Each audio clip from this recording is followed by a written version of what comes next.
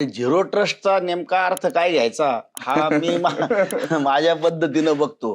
म्हणजे कस्टमरवर शून्य विश्वास ठेवायचा का झिरो ट्रस्ट म्हणजे डोळस विश्वास ठेवायचा, हा वा. हा विषय फार महत्वाचा आहे.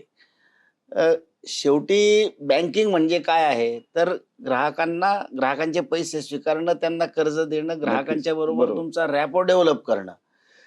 ग्राहकांवर अजिबातच विश्वास ठेवायचा नाही असं करून चालणार नाही, पण आंधळेपणाने विश्वास विश्वास ठेवून ठेवून. काम केलं नक्कीच. असंही चालणार नाही. बरोबर. पण झिरो ट्रस्ट पॉलिसी ऐवजी मी त्याला असं म्हणेल की डोळस विश्वास ठेवणं नक्कीच. आणि एक जे काही आपल्या समोर आलेलं आहे त्याचा चिकित्सकपणे अभ्यास करून त्यावर निर्णय घेणं, हे जर केलं तर झिरो ट्रस्ट पॉलिसी हा काही फारसा काम करेल असं वाटत नाही मला. बरोबर. कारण का नाही. ट्रस्ट, बँकिंग बिझनेस हाच मुळात ट्रस्टवर ट्रस्टवर आहे. आहे. नक्कीच नक्कीच. थोडक्यात असं आपण म्हणूया की कस्टमरला कोऑपरेशन तेवढंच द्यायचं, but with use of technology. असं आपल्याला Correct. म्हणजे अगदी असं आपणही म्हणता सेफ येईल. आणि कस्टमरलाही ती सर्व्हिस त्या वेळी मिळू शकते.